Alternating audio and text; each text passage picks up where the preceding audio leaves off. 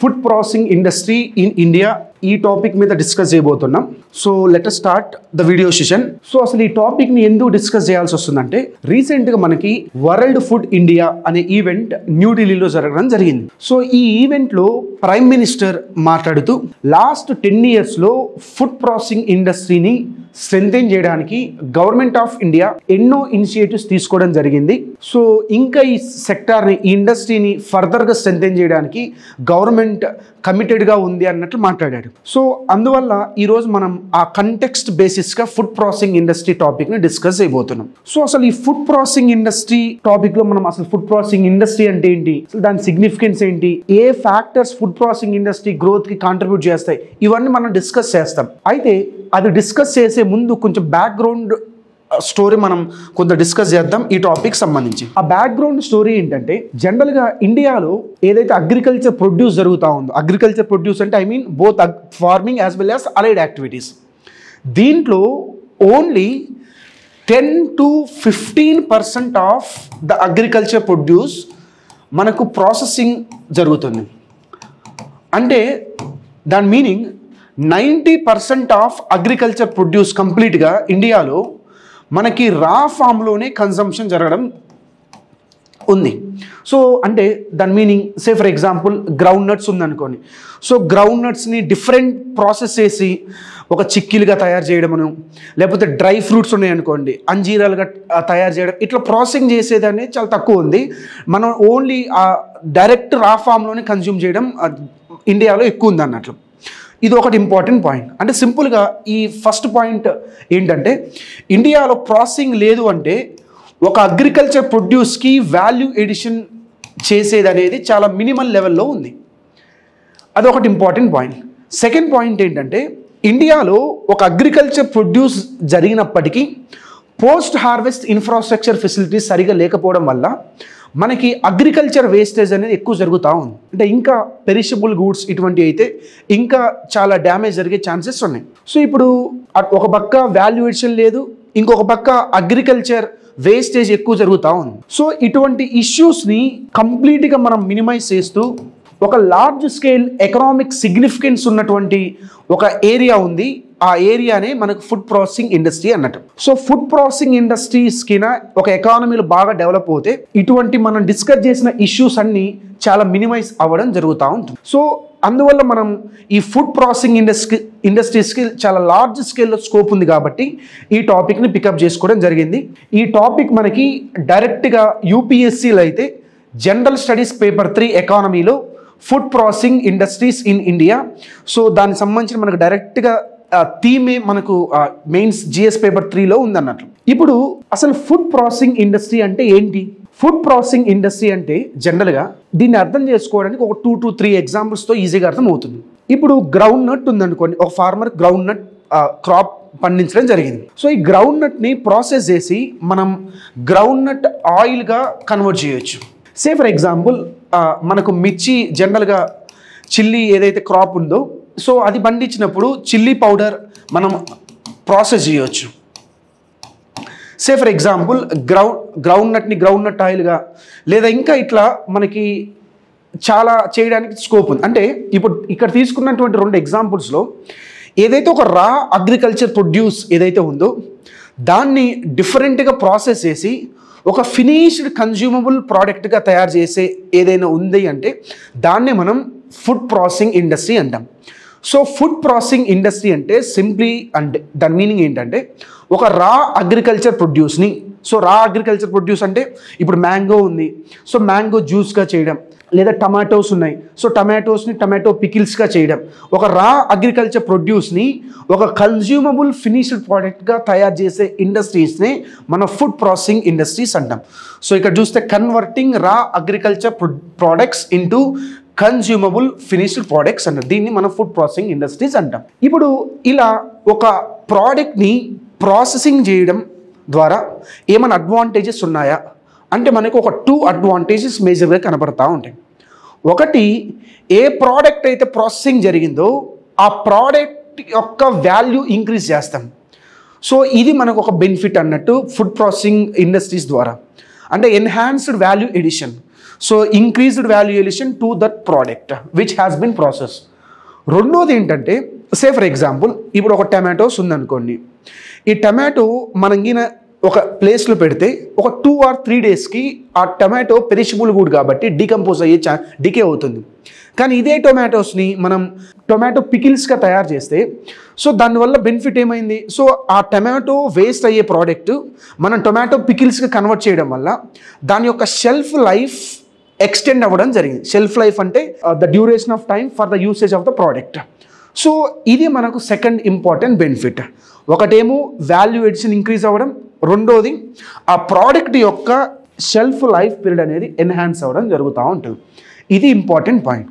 అయితే ఎకానమిస్టులు ఈ ఫుడ్ ప్రాసెసింగ్ ఇండస్ట్రీస్ని సన్ రైజ్ సెక్టార్ కింద కన్సిడర్ చేయడం జరుగుతుంది. అసలు ఏంటి ఒక సెక్టార్ని సన్ రైజ్ సెక్టార్ ఎప్పుడు పిలుస్తారు? సో సన్ రైజ్ సెక్టార్స్ అంటే ఆ సెక్టార్స్ అనేవి చాలా ఇన్ఫాన్సీ స్టేజెస్లో ఉంటాయి, అంటే ఇన్కమ్ ఇనిషియల్ స్టేజెస్లోనే ఉంటాయి, కానీ over a period of time rapid boom జరిగే ఛాన్సెస్ ఎక్కువ ఉంటాయి. సో ర్యాపిడ్ గ్రోత్ రేట్ ఉండే ఛాన్సెస్ ఉంటాయి. అట్లా ఫుడ్ ప్రాసెసింగ్ ఇండస్ట్రీ అనేది ఒక సన్ రైజ్ సెక్టార్కి బెస్ట్ ఎగ్జాంపుల్. అంటే మంచిగా పొటెన్షియల్ టు గ్రో ఈ ఫుడ్ ప్రాసెసింగ్ ఇండస్ట్రీస్లో ఉన్నాయి. సో ఇప్పుడు మనకు సెమీకండక్టర్ ఇండస్ట్రీస్ కానీ, లేదా స్పేస్ టూరిజం కానీ, గ్రీన్ హైడ్రోజన్, ఈ ఇండస్ట్రీస్ అన్ని సన్ రైజ్ సెక్టార్ కింద మనం కన్సిడర్ చేస్తాం, ఎందుకంటే అవి బాగా ఫ్యూచర్లో గ్రో అయ్యే ఛాన్సెస్ ఉన్నాయి. అటువంటి ఎగ్జాంపులే మనకు ఫుడ్ ప్రాసెసింగ్ ఇండస్ట్రీ కూడా. సో అందువల్ల ఈ ఫుడ్ ప్రాసెసింగ్ ఇండస్ట్రీస్ బాగా గ్రోత్ పొటెన్షియల్ ఉన్నాయి కాబట్టి గవర్నమెంట్ వీటి మీద ప్రత్యేక శ్రద్ధ పెట్టడం జరుగుతూ ఉంది. ఓకే, సో ఇప్పుడు ఫుడ్ ప్రాసెసింగ్ ఇండస్ట్రీస్ని ఇండియాలో బాగా ఇంప్రూవ్ చేయడానికి ఏ ఫ్యాక్టర్స్ కాంట్రిబ్యూట్ చేస్తాయి, ఏ ఫ్యాక్టర్స్ మనకి కంప్లీట్గా గ్రోత్ డ్రివెన్ ఫ్యాక్టర్స్ ఏమేమి ఉన్నాయి ఈ ఫుడ్ ప్రాసెసింగ్ ఇండస్ట్రీకి మనం ఇంపార్టెంట్గా డిస్కస్ చేయాలి. సో ఒక గ్రోత్ డ్రివెన్ ఫ్యాక్టర్ ఏంటంటే మనకు మేజర్గా ఇండియాలో కొన్ని ఇయర్స్గా పీపుల్ యొక్క డిస్పోజబుల్ ఇన్కమ్స్ ఇంక్రీజ్ అవుతూ ఉన్నాయి. సో డిస్పోజబుల్ ఇన్కమ్స్ అంటే ఏంటి? సో డిస్పోజబుల్ ఇన్కమ్స్ అంటే సింపుల్గా మనం ట్యాక్స్ అంతా పే చేసిన తర్వాత మన దగ్గర ఉన్న లెఫ్ట్ ఓవర్ ఇన్కమ్ని డిస్పోజబుల్ ఇన్కమ్ అంటాం. సో ఎప్పుడైతే ఇన్కమ్స్ పెరుగుతున్నాయో పీపుల్కి సంబంధించి ఆటోమేటిక్గా వాళ్ళు కంప్లీట్గా హెల్త్ ఆర్ న్యూట్రిషియస్ ఫుడ్ వైపు టిల్ట్ అవ్వడం జరుగుతుంది. సో ఈ న్యూట్రిషియస్ ఫుడ్ వైపు వెళ్తున్నారు కాబట్టి మన ఫుడ్ ప్రాసెసింగ్ ఇండస్ట్రీస్ని బాగా డెవలప్ చేస్తే ఆ డిమాండ్ని ఈ ఇండస్ట్రీస్ క్యాచ్ చేసుకునే ఛాన్సెస్ ఉన్నాయి, తద్వారా గ్రోత్ అవ్వడం జరుగుతూ ఉంటుంది. సో ఇది మనకు ఒక ఇంపార్టెంట్ ఫ్యాక్టర్ అన్నట్టు. రెండో ఫ్యాక్టర్ ఏంటంటే ఇండియాలో ఈ ఫుడ్ ప్రాసెస్డ్ ఐటమ్స్ ఏదైతే ఉన్నాయో, ప్రోడక్ట్స్ ఏదైతే ఉన్నాయో, వీటి యొక్క మార్కెట్ కొన్ని ఇయర్స్గా బాగా ర్యాపిడ్గా ఇంక్రీజ్ అవుతుంది. సో అంటే దాని మీనింగ్ ఏంటి? తప్పకుండా మార్కెట్ ఇంక్రీజ్ అవ్వడం అనేది మనకు ఒక ఇండైరెక్ట్గా ఈ FPIs food processing industries develop అవ్వడానికి చాలా ఛాన్సెస్ ఎక్కువ ఉన్నాయి. So market size increasing. So ఇక్కడ చూస్తే Indian food processing market forecast to grow at 9.1%. So 2023లో 28 ట్రిలియన్ ఉన్నటువంటి ఫుడ్ ప్రాసెసింగ్ ఇండస్ట్రీ 2032కి 61 ట్రిలియన్ రూపీస్కి వెళ్ళే ఛాన్సెస్ ఉన్నట్టు ఇక్కడ చెప్పడం జరిగింది అన్నట్టు. సో ఇది మనకు ఇంకొక ఫ్యాక్టర్. ఒకటేమో ఇన్కమ్స్ పెరుగుతున్నాయి, ఆటోమేటిక్గా ఎఫ్పిఐస్ బాగా గ్రో అయ్యే ఛాన్సెస్ ఉంది, ఇండియాలో మార్కెట్ సైజ్ బాగా ఎక్స్పాండ్ అవుతుంది, ఇంకా ఫర్దర్గా ఇంక్రీజ్ చేసుకోవడానికి ఛాన్సెస్ మనకు ఎక్కువ ఉన్నాయి అన్నట్టు. ఇంకా మన దగ్గర ఒక అడ్వాంటేజ్ ఉంది. ఆ అడ్వాంటేజ్ ఏంటంటే మనం ఇండియా ఏదైతే ఉందో కంట్రీగా, సో మనం లార్జెస్ట్ ప్రొడ్యూసర్ ఆఫ్ మిల్క్ కానీ, లార్జెస్ట్ ప్రొడ్యూసర్ ఆఫ్ స్పైసెస్ ఇండియాకి అచీవ్మెంట్ ఉంది. సో అంటే ఇండైరెక్ట్గా దాని మీనింగ్ ఏంటి? ఈ మిల్క్ నుంచి వేరియస్ ప్రాసెస్ చేసి మిల్క్ ప్రోడక్ట్స్ ఎన్నో, డైరీ ప్రోడక్ట్స్ ఎన్నో తయారు చేయొచ్చు, సిమిలర్గా స్పైసెస్ సంబంధించి కూడా.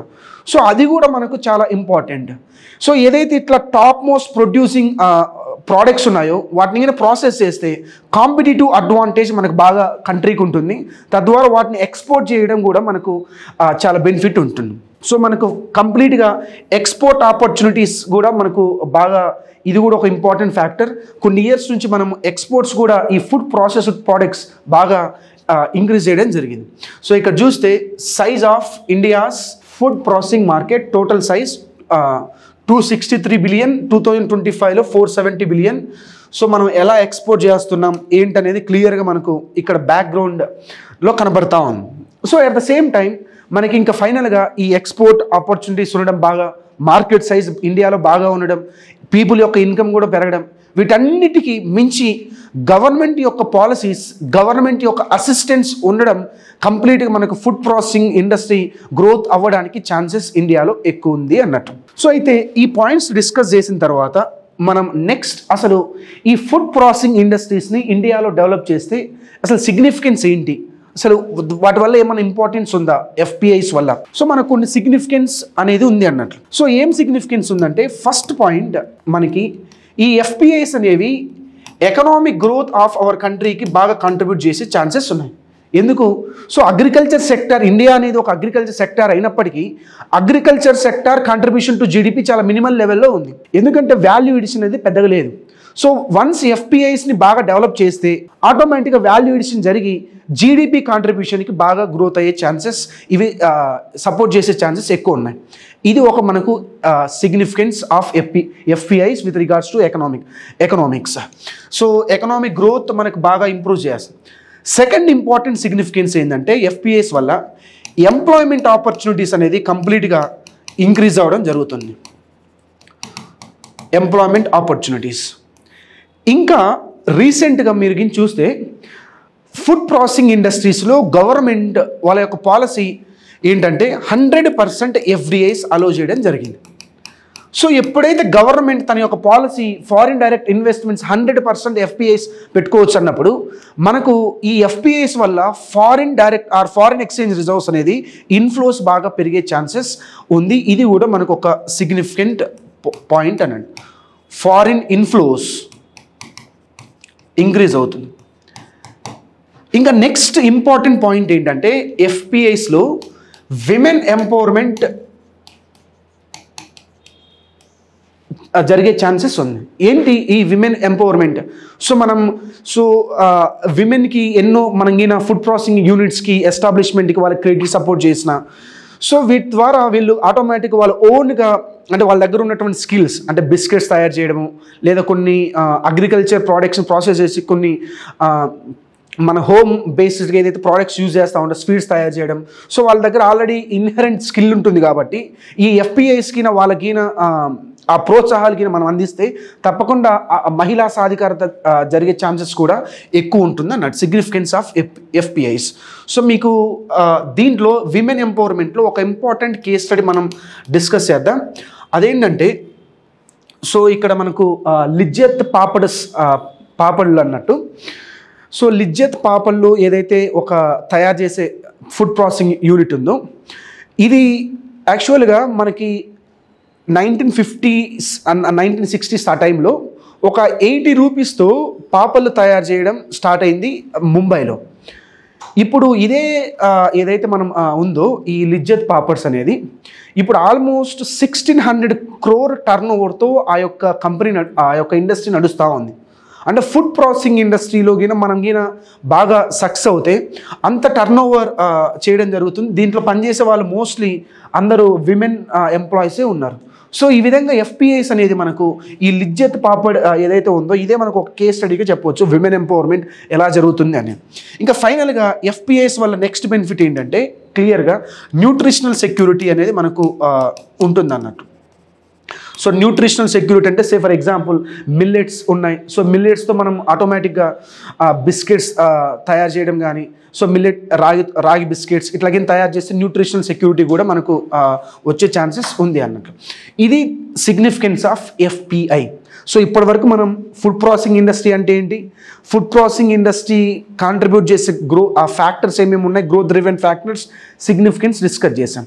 ఇప్పుడు మనం డిస్కస్ చేసేది ఏంటంటే అసలు గవర్నమెంట్ ఈ ఫుడ్ ప్రాసెసింగ్ ఇండస్ట్రీస్ని ఇంప్రూవ్ చేయడానికి ఏమేమి ఇనిషియేటివ్స్ తీసుకురావడం జరిగింది. సో మనం ఆల్రెడీ ఒకటి పాయింట్ డిస్కస్ చేసాం, 100% ఎఫ్డిఐస్ అలో చేయడం జరిగింది ఎఫ్పిఐస్లో, ఫుడ్ ప్రాసెసింగ్ ఇండస్ట్రీస్లో. సో ఇది కాక గవర్నమెంట్ ఏమేమి స్కీమ్స్ తీసుకురావడం జరిగింది, ఏమేమి ఇనిషియేటివ్స్ తీసుకురావడం జరిగింది. సో 2016 ఆ టైంలో మనకి ఒక స్కీమ్ తీసుకురావడం జరిగింది. దాని పేరు ప్రధానమంత్రి కిసాన్ సంపద యోజన అన్నట్లు, PMKSY అంటాం, ప్రధానమంత్రి కిసాన్ సంపద యోజన. సో ఈ ప్రధానమంత్రి కిసాన్ సంపద యోజన అనేది కంప్లీట్గా ఒక central sectoral scheme. Central sectoral scheme అంటే 100% ఫండెడ్ బై సెంట్రల్ గవర్నమెంట్ అన్నట్టు.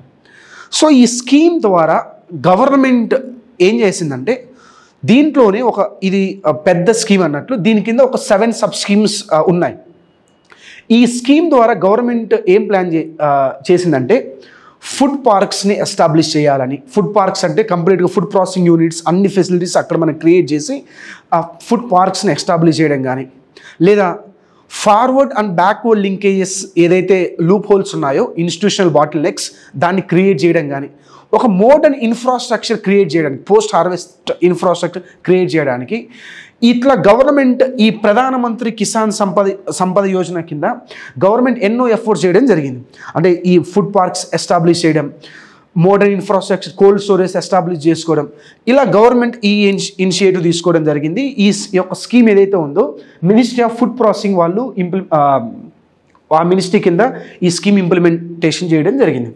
ఇంకా దీంతో పాటు గవర్నమెంట్ మనకి ఇంకొక స్కీమ్ తీసుకొచ్చింది. అదేంటంటే ప్రధానమంత్రి formalisation of micro food processing industries అన్నట్స్. సో ఏంటి PMFME అంటాం. సో ప్రధానమంత్రి formalisation of micro processing enterprises. So ఇక్కడ మీరు చూస్తే ప్రధానమంత్రి formalisation of micro food processing enterprises. So ఈ PMFME ఏదైతే ఉందో దీంట్లో అనార్గనైజ్డ్ ఫుడ్ ప్రాసెసింగ్ యూనిట్స్ మొత్తాన్ని ఒక ఫార్మల్ సెక్టార్లో తీసుకురావడానికి వాళ్ళన్నింటినీ రిజిస్టర్ చేయించడం, ఎట్ ద సేమ్ టైం ఆ కొత్తగా ఎవరైనా ఎస్టాబ్లిష్ చేయాలనుకుంటే యూనిట్స్ వాళ్ళకి క్రెడిట్ లింక్డ్ సబ్సిడీ ఇవ్వడం. క్రెడిట్ లింక్డ్ సబ్సిడీ అంటే సో వాళ్ళకి ఒక 1 lakh ఇచ్చారనుకోండి, లేదా 1 crore ఇచ్చారనుకోండి, దాంట్లో లోన్ ఇచ్చిన తర్వాత కొంత గవర్నమెంటే ఆ యొక్క లోన్ సబ్సిడీగా భరించడం. సో ఇట్లా మనకు కొన్ని ఈ స్కీమ్ ద్వారా గవర్నమెంట్ కొన్ని ఇనిషియేటివ్స్ ఇవ్వడం జరిగింది ఫుడ్ ప్రాసెసింగ్ ఇండస్ట్రీని ప్రమోట్ చేయడానికి. ఇంకా రీసెంట్గా గవర్నమెంట్ మనకి ఫుడ్ ప్రాసెసింగ్ ఇండస్ట్రీస్కి PLI స్కీమ్ కూడా అప్లై చేయడం జరిగింది. So production linked incentive scheme food processing సెక్టర్ని కూడా తీసుకురావడం జరిగింది. ఏంటి production linked incentive scheme? So జనరల్గా గవర్నమెంట్ ఆఫ్ ఇండియా ఏం చేసిందంటే ఇండియాలో మ్యానుఫ్యాక్చరింగ్ సెక్టర్ యొక్క కెపాసిటీని ఇంప్రూవ్ చేయడానికి సో డొమెస్టిక్ కంపెనీస్ కానీ ఫారిన్ కంపెనీస్ కానీ వాళ్ళకి ఇండియాలో మ్యానుఫ్యాక్చర్ చేస్తే వాళ్ళకు కొన్ని ఫినాన్షియల్ రివార్డ్స్ ఇవ్వడం స్టార్ట్ చేసింది. అంటే 4 to 6% of their turnover of their sale of products in India. So ఎర్లియర్గా ప్రొడక్షన్ లింక్డ్ ఇన్సెంటివ్ దాని మీనింగ్ ఏంటంటే సో ప్రొడక్షన్ బేసిస్గా 4 to 6% వీళ్ళు ఇన్సెంటివ్స్ ఇస్తారు, ఫినాన్షియల్ రివార్డ్స్ ఇండియాలో మ్యానుఫ్యాక్చర్ చేసే కంపెనీస్కి. సో అట్లా ఎర్లియర్గా ఎలక్ట్రానిక్ కంపెనీస్కి ఈ యొక్క స్కీమ్ అప్లై చేయడం జరిగింది. అంటే ట్రాన్సిస్టర్స్ తయారు చేసే వాళ్ళకి, డయోడ్స్ తయారు చేసే వాళ్ళకి, ఇట్లా చిప్స్ తయారు చేసే వాళ్ళకి. లేటర్గా ఈ యొక్క ప్రొడక్షన్ లింక్డ్ ఇన్సెంటివ్ స్కీమ్ ఏదైతే ఉందో కంప్లీట్గా ఫుడ్ ప్రాసెసింగ్ ఇండస్ట్రీస్ కూడా అప్లై చేయడం జరిగింది.